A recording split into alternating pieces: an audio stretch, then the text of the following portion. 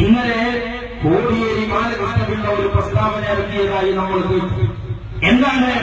ഒരു BJP നേതാവുമായി ബന്ധപ്പെടുത്തി സമാനമാണ് പാണക്കാട് തങ്ങൾ എന്ന കോടിയേരിയുടെ പ്രസ്താവന.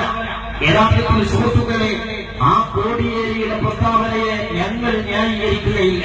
കാരണം രാഷ്ട്രീയത്തിന്റെ പേരിലാണെങ്കിലും ഗ്രൂപ്പ് തർക്കത്തിന്റെ പേരിലാണെങ്കിലും ആനിമയങ്ങളും സാധാത്തുക്കളും ഒരിക്കലും തന്നെ അവമതിക്കപ്പെടരുത് എന്നതാണ് ഈ പ്രസ്ഥാനത്തിന്റെ ഉലമാക്കൾ ഞങ്ങളെയൊക്കെ പഠിപ്പിച്ചു തന്ന ആശയം. പക്ഷേ കോടിയേരി ബാലകൃഷ്ണപിള്ളയുടെ പ്രസ്താവന, ആ പ്രസ്താവന വന്നപ്പോഴേക്ക് ഇന്നത്തെ സുപ്രഭാതത്തിൽ ചേളാരി സംസ്ഥയുടെ ഒരു പ്രസ്താവന വരികയാണ്. എന്താണ് ചേളാരി സംസ്ഥയുടെ പ്രസ്താവന? കോടിയേരിയുടെ പ്രസ്താവന അപലപനീയം, ജംഇയ്യത്തുൽ മുഅല്ലിമീൻ.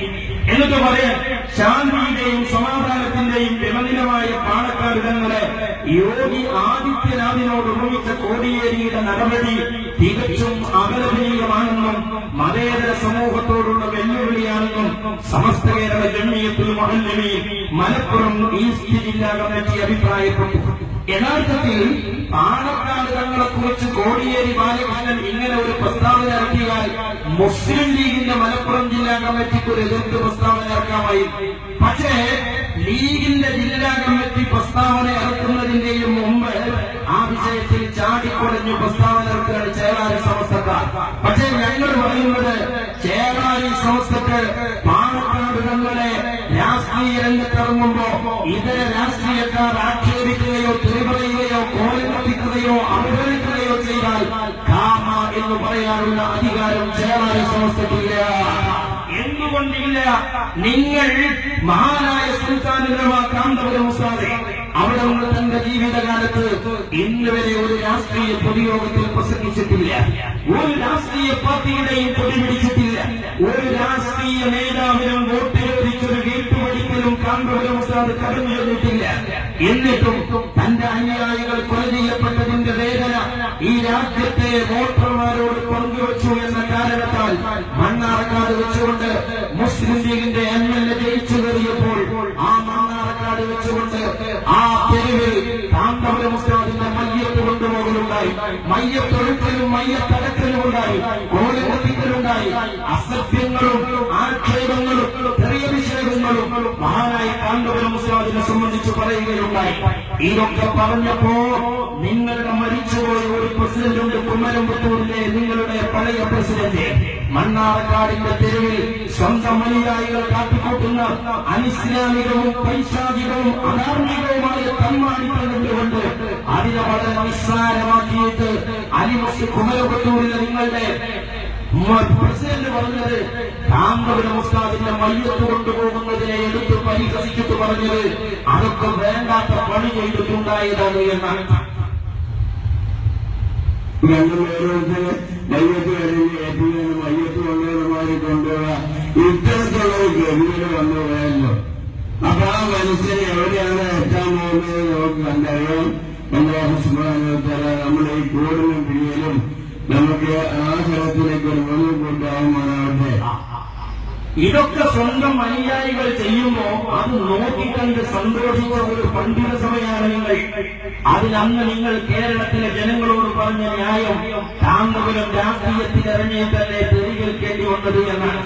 എങ്കിൽ ഞങ്ങൾ തിരിച്ചു ചോദിക്കട്ടെ, പാലക്കാട് ഞങ്ങൾ അത് കേൾക്കേണ്ടി വന്നത് വോട്ട് പഠിക്കാൻ പോയില്ല, വോട്ടറുടെ വീട്ടുപടിക്കൽ കയറിയിറങ്ങിയിട്ട, രാഷ്ട്രീയ പൊതുയോഗങ്ങളിൽ പ്രസംഗിച്ചിട്ട കോടിയേരി ബാലകൃഷ്ണനെയും പിണറായി വിജയനെയും ഈ ലീഗുകാരായ നിങ്ങൾക്ക് തെളിവുകയാണെങ്കിൽ ആ രാഷ്ട്രീയ വീക്ഷണം വെച്ചുകൊണ്ട് കോടിയേരി ബാലകൃഷ്ണനും അതുപോലെ തന്നെ പിണറായി വിജയന്റെയും അനുയായികൾക്ക് നിങ്ങൾ അവരുടെ നേതാക്കളെ പറയുന്ന അതേ അറിവിൽ നിങ്ങളുടെ നേതാക്കളായ സാധാരണങ്ങളെ പറയാൻ അവകാശമുണ്ട്.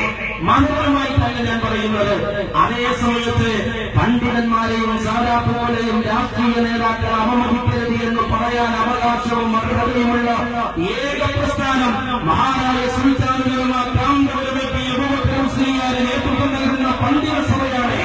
അതിന് മാത്രമേ അതിന് അർഹതയുള്ളൂ, അതിന് മാത്രമേ അതിന് യോഗ്യതയുള്ളൂ. ഞാൻ പറഞ്ഞുകൊണ്ടുവന്നത്, ഏത് കാലത്തും അവർ ഉപയോഗപ്പെടുത്തുന്ന ശൈലിയാണിത്. ഈ നിങ്ങൾ നോക്ക്, പാലക്കാട് തങ്ങൾ യോഗി ആദിത്യനാഥിനെ പോലെയാണ് എന്ന് പറഞ്ഞ കോടിയേരി ബാലകൃഷ്ണനെതിരെ കലികൊള്ളുന്ന ചേളാരി സമസ്തക്കും മുസ്ലിം ലീഗിന്റെ നേതാക്കൾക്കും പാലക്കാട് കൊടപ്പനക്കലിലെ വീട്ടിൽ കയറിയിറങ്ങുന്ന മുജാഹിദിന്റെ വിശ്വാസം എന്താണെന്ന് അറിയാനിട്ടാണോ? ആ വിശ്വാസത്തെ തള്ളിക്കളയാൻ ഇവിടുത്തെ മുജാഹിദിനെ മുസ്ലിം ലീഗിന്റെ നേതാക്കൾക്ക് കഴിയോ? ഇവിടെ മുസ്ലിം ലീഗിന്റെ വേദിയിൽ കാന്തപുരം ഉസ്താദിനെ തെളിവറിഞ്ഞുപോയ പത്തായക്കോടം ബഷീർ അടക്കമുള്ള വഹാബി നേതാക്കളുടെ വിശ്വാസം എന്താണ്? അവര് മുജാഹിദ് പോലെ പറഞ്ഞു തരും. അദ്വാനിയും അതുപോലെ തന്നെ ഉമാഭാരതിയും അദ്വാനിയും പാലക്കാട് തങ്ങളും ഖലീൽ തങ്ങളും ഒക്കെ ഒരുപോലെയാണ് എന്ന് കോടിയേരി ബാലകൃഷ്ണപിള്ള പറയുന്നതിന്റെ മുമ്പ് ഈ രാജ്യത്തെ മതത്തിന്റെ പേരിൽ പറഞ്ഞത് മുസ്ലിം ലീഗുകാരനായ പി കെ ബഷീറിന്റെ സലഫിയാശയമുള്ള മുജാഹിദ് മാനിശ്ശേരിയാണ്. നമ്മൾ പറയുന്ന അയാള് നബിപ്പെട്ട ആളാണ്, തങ്ങളുടെ കുടുംബമാണ് എന്ന് പറയും. നമ്മളൊക്കെ തങ്ങന്മാരാണ്, നമ്മളെല്ലാവരും തങ്ങന്മാരാണ്, ആദ്യം മക്കളല്ല. അതിനോട് വലിയ പോയി ചെയ്യുന്ന ആദ്യയുടെ മക്കളാണ് നമുക്കൊക്കെ. അബൂൽ ബഷർ സാദാത്ത് അലൈഹിസ്സലാത്തു വസ്സലാമിന്റെ മക്കളാണ്. ഇവിടെയുള്ള ബാലാൻ ജോസഫും സാദാമയും കല്യാണക്കുട്ടിയും ആയിഷക്കുട്ടിയും എല്ലാവരും ആഗ്രഹിക്കുന്നത് എല്ലാവരും തങ്ങന്മാരാണ്, എല്ലാവരും തങ്ങളുടെ മക്കളാണ്. അല്ലാതെ തങ്ങളുടെ കുടുംബം ഖലീൽ തങ്ങൾ മാണക്കാടുകൾ ഇല്ല. യോഗി ആദിത്യനാഥും പാലക്കാട് തങ്ങളും ഒരുപോലെയാണ് എന്ന് പറഞ്ഞ കോടിയേരി ബാലകൃഷ്ണന്റെ പ്രസംഗത്തിനേക്കാളും ഗുരുതരമാണ് എനിക്ക് അദ്വാനിയും പാലക്കാട് കുടുംബവും ഒരുപോലെയാണ് എന്ന ആശയം.